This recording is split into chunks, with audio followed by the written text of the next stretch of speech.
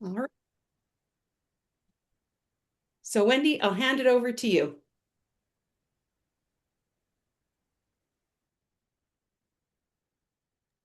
Wendy's muted. That would really help if I unmuted. There we go. So I'm Wendy Petersen, and I am a community development analyst here at Community Futures Westman in Brandon, Manitoba. I'm also a certified co-op developer, and part of my role out here is to work with our rural communities in our region to help them come up with alternative economic and community development initiatives. Sometimes it may be as simple as wanting to set up a nonprofit in in their communities, or in the case of recent, we've had a lot of focus on housing, which of course right across the nation has become a critical gap that seems to be universally right across this country. And the rural areas are feeling that pressure as well.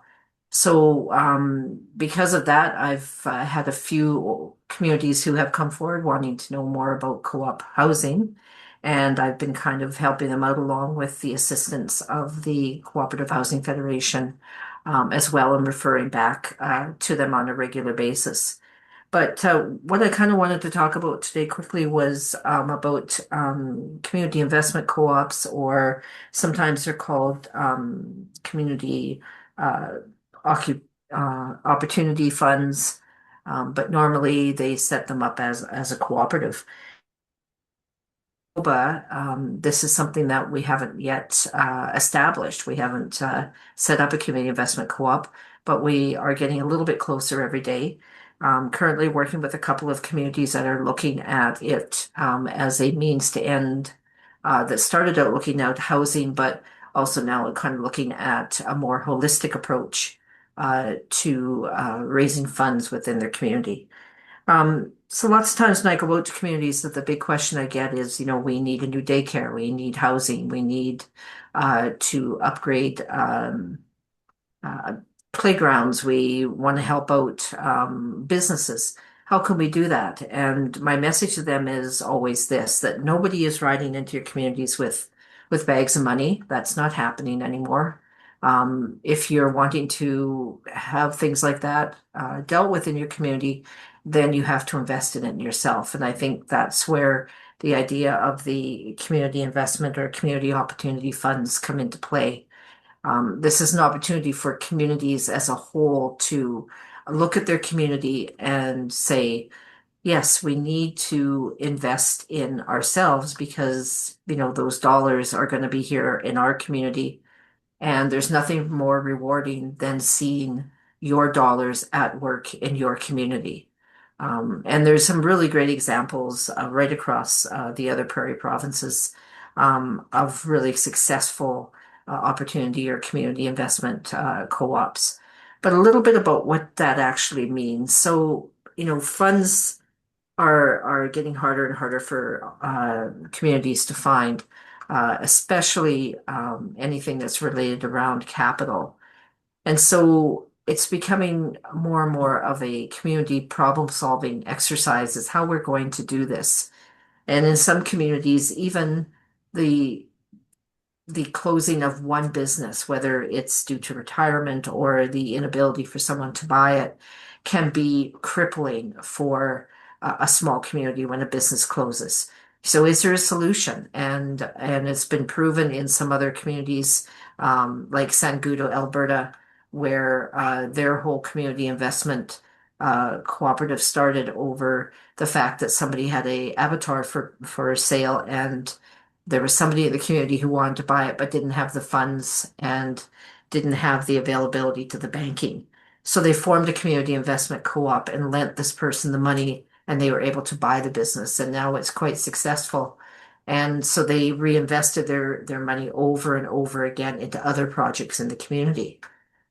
And a lot of times they will say, well, how does that really work? And this is something that we are really in the early stages here of trying to figure out, what does it look like in Manitoba? We know that it's been successful in Saskatchewan. We know it's been successful in Alberta.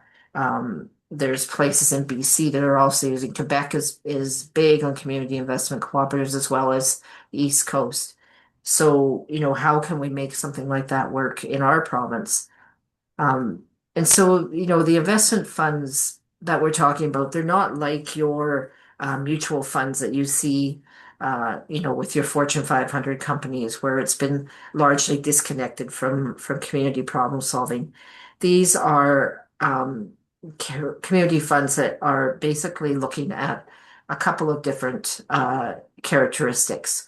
They're always involved around local sourcing. So people that are living in the community are grassroots investors. So they are looking at what would work for their money in their communities. They're looking at local investing as well. It's a way for significant social change to take place in the community as part of the infrastructure that also gets changed. And so by investing in yourself, you can see that payback immediately. And it's also around local decision making. Communities are more in charge and feel like they have more ownership when they're able to deploy their capital in a positive way in their community rather than worrying about whether or not they're going to have somebody from the outside come in and buy it, or a business would close, or they're unable to improve something in their community that needs improvement. So one of the characteristics that's really essential to any fund that gets developed is that it has to provide the investors with a positive rate of return. And some people might look at that as a monetary component for sure. But a lot of people look at it like, wow, I can see my dollars working. Every day I go into a cafe that we have helped to bring back, or, we've had to renovate a building in order for it to stay in our community. So every time you use that service, you do see your investment working for you, as well as you return on your capital as well. So we do have excuse me, a couple of investment tax credits here in the province of Manitoba that we're still trying to figure out if there's going to be a way that we can utilize those as part of a community investment co-op as well. So when sorry, I've had a cold and I'm going to start losing my voice. Um, So the new approach is kind of this. It's cooperation rather than competition. It's sharing rather than accumulating. And it's oneness rather than separation. So really by bringing all of those things together, we're able to start to address some of our community's needs. Housing shortages, elderly business owners that are either transitioning out of business or are looking for successions, vacant business buildings, business buildings that have become dilapidated, failing infrastructure also. And the big thing about communities in general is, and the message that we always try to give, is to focus on what's strong rather than what's wrong. So when we do that, we look at a whole assessment of the community, and we're talking about the not just the infrastructure or the tax base, we're talking about the actual contributions that people in that community can make. Where are the skills and talents of people in the community? And by focusing on, like I said, what's strong rather than what's wrong in the community. And the community gifts are in so many different ways. And all of those gifts kind of lead to having a very strong community investment co-op. So why does investment really matter? Putting money into small businesses that they know and love, keeping families and infrastructure in their communities. These are all reasons to start a investment co-op in your community. That's probably the biggest reason is that they want to invest and they want to provide for their residents, whether it be housing, businesses, like daycares. They want to make sure that those um, infrastructures and those things that are going to help people stay in the community and attract people to their community are going to be there. And the only way that that can happen a lot of times is by the investment of the community itself. So when we look at local businesses and we look at community investment cooperatives. They really do contribute to strong communities in a few ways. They provide some economic stability for sure. They work alongside with public health because now we have a healthier community that's more focused on providing for, buy local food, that type of thing as well, keeping restaurants open. Charity, because for every dollar of sales local businesses do, they actually turn around to give more to their charitable organizations and causes in their community. Tourism, for sure. There's lots of community investment co-ops that are built around tourism and keeping their tourist attractions viable, and they do that by investing in them themselves.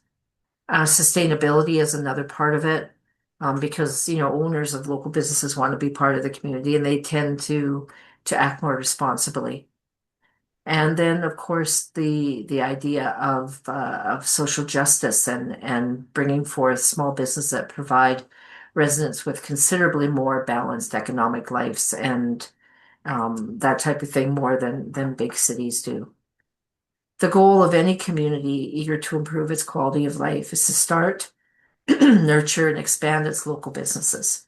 Local investment, therefore, gives you and your neighbors the ability to become significant economic developers. And I think that's what we talk about when I go out and talk to communities is, you have to start somewhere. And so where do you start? That's always the next question I get.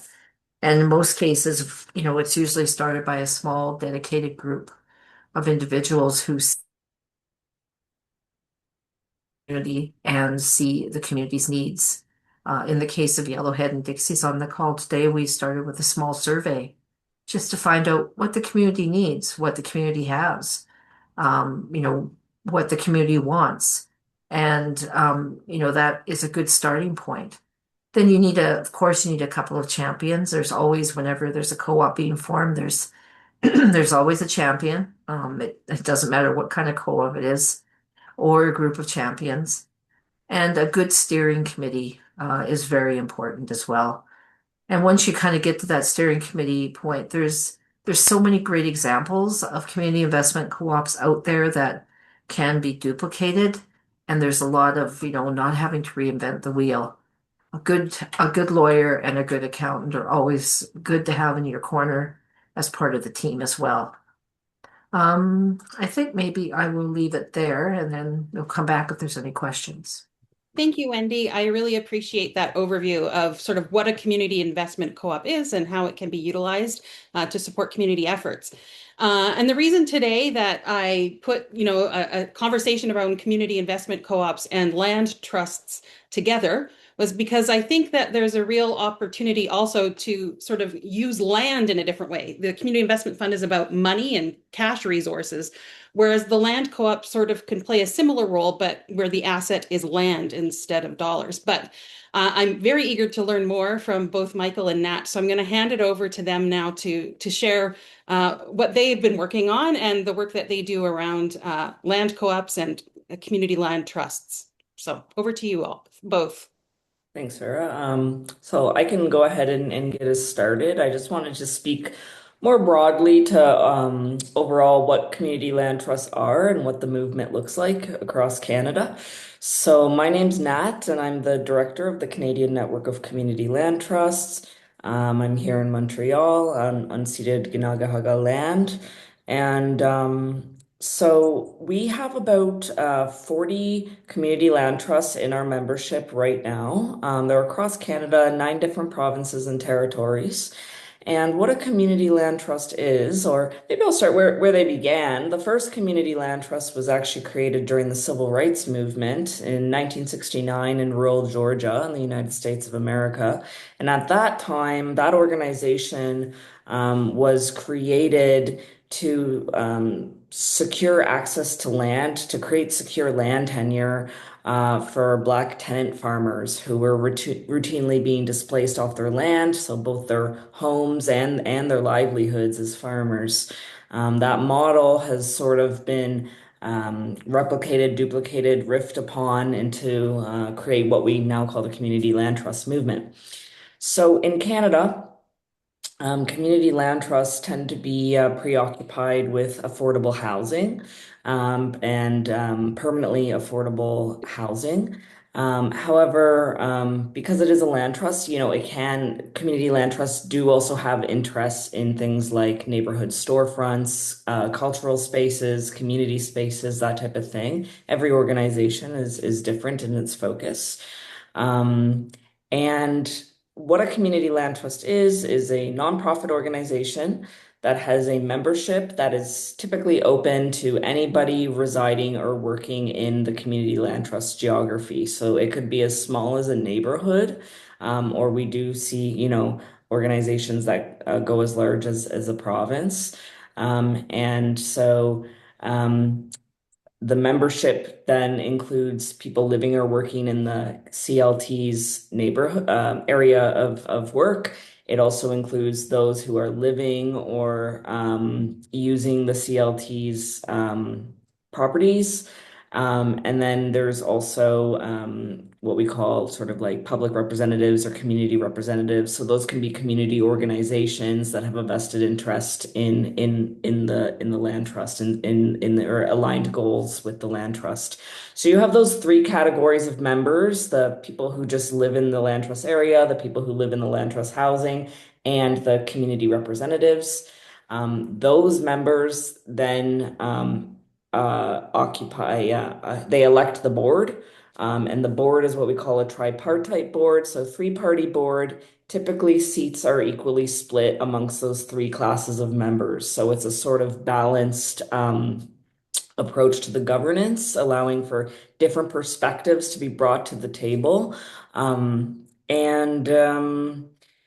we had our community land trust census back in 2023, and we identified about 10,000 homes being owned by community land trusts across Canada.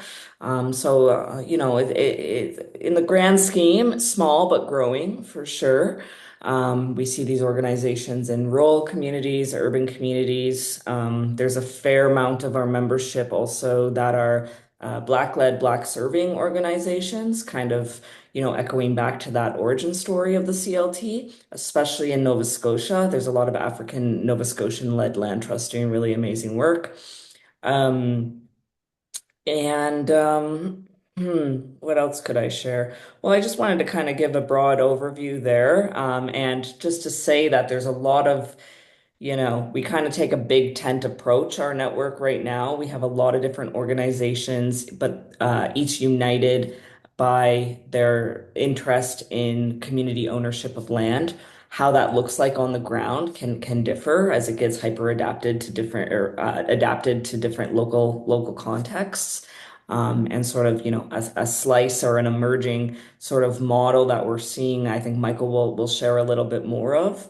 Um, we have, community land trusts that steward and own cooperative housing projects, but we're also seeing community land trusts that are incorporated themselves as co-ops, if you will.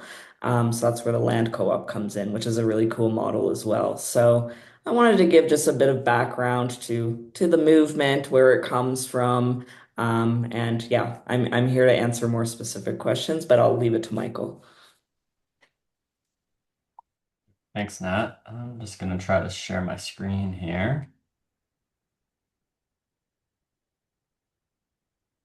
Um, so yeah, I appreciate the invitation, and when Vera shared the invitation, I thought it would be a really good opportunity to show solidarity in the movement, and to have Nat join as well, because I think that there is a great opportunity for land trusts and housing cooperatives, and the work that can be done together, and the work that is being done together to build, preserve, protect affordable housing across the country, and the ways that land trusts can create capacity for housing cooperatives to focus on the principles that drive our housing and the concern for community that our housing cooperatives have. So it's great to see you all. Michael Norris. I'm Manager of Cooperative Housing Development at CHF Canada.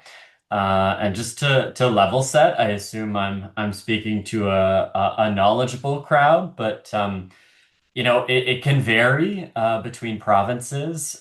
Here, I'm going to assume when I'm talking about a housing cooperative, I'm talking about a nonprofit housing cooperative. I know that the Manitoba context is unique. You have life lease co-ops, you have equity co-ops as well that are housing cooperatives, and so where someone might buy a share and have an equity stake in their cooperative.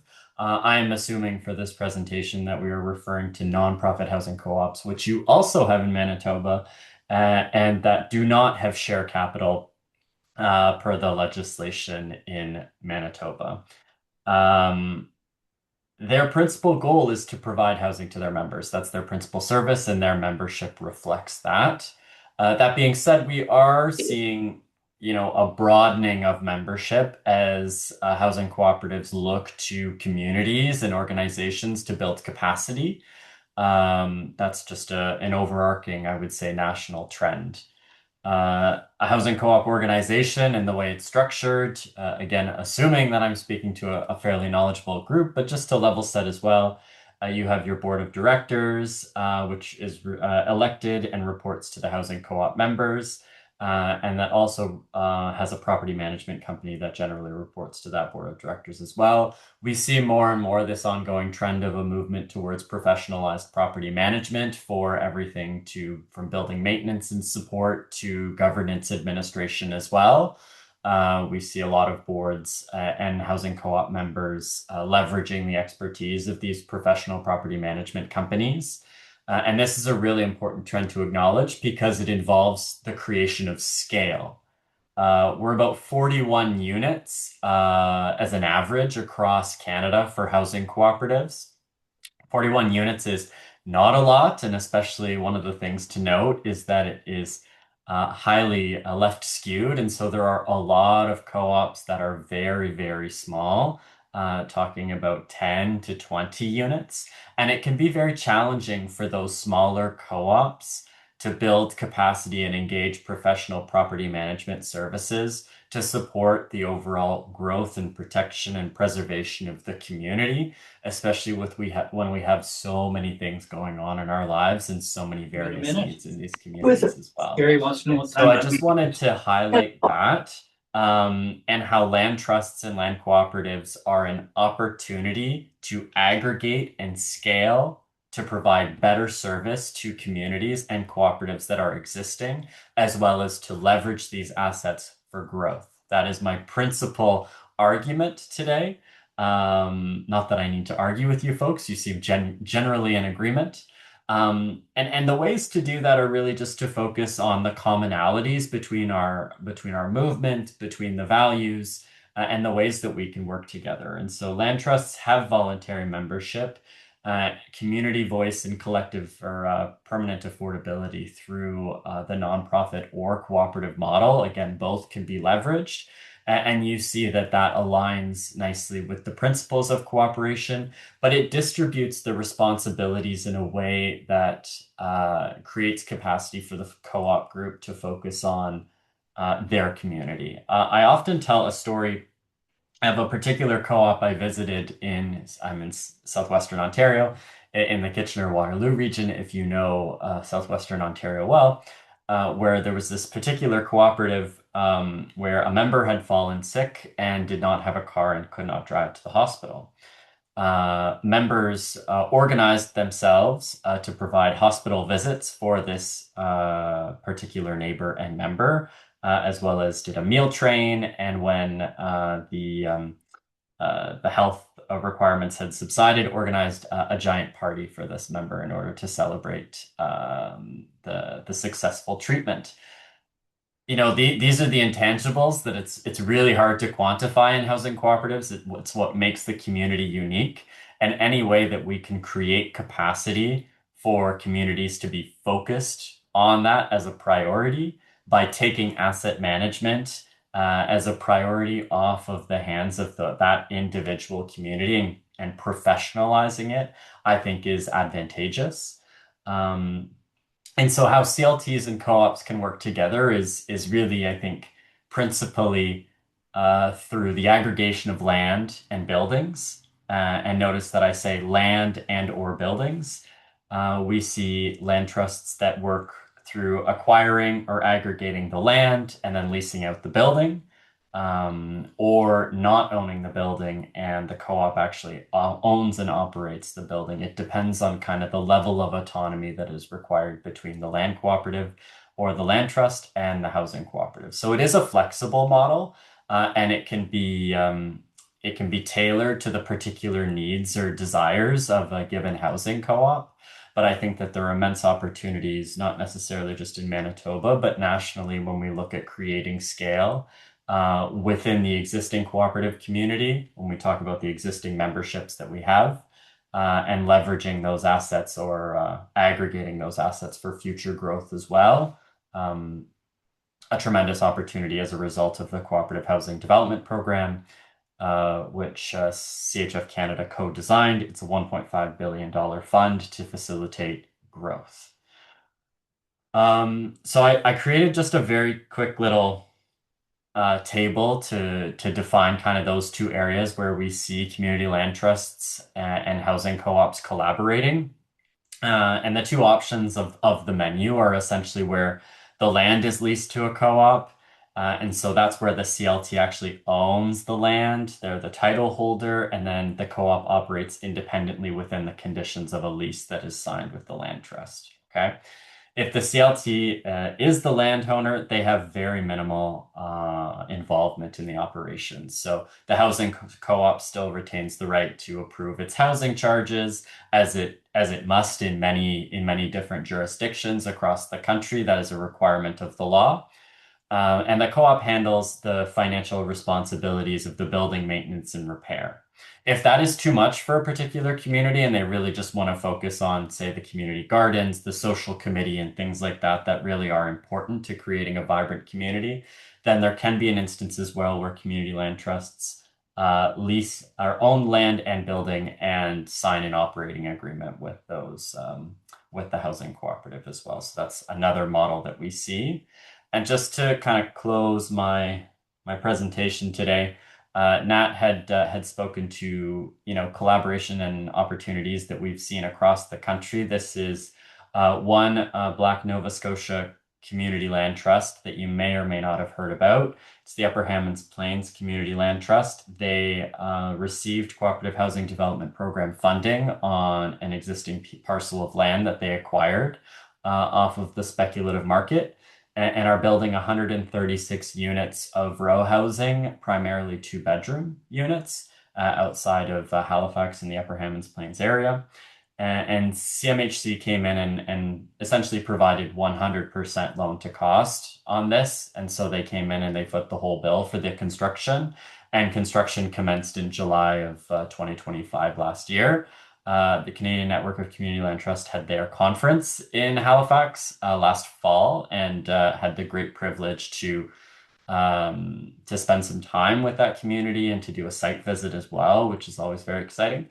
And just struck by how the community came together and mobilized around this particular project. And if you're ever curious, then you can look up on YouTube the Upper Hammonds Plains Community Land Trust. There's a tremendous amount of content on how they mobilized and got together and were successful in obtaining this funding, and recommendations for other folks to do the same. I know that SETC, social innovation through social inclusion or something like that, is an organization that recently did a webinar with the Upper Hammonds Plains Community Land Trust. So I just wanted to share some photos there. I think construction is slated to complete early 2027 and occupation of the units in 2027 as well.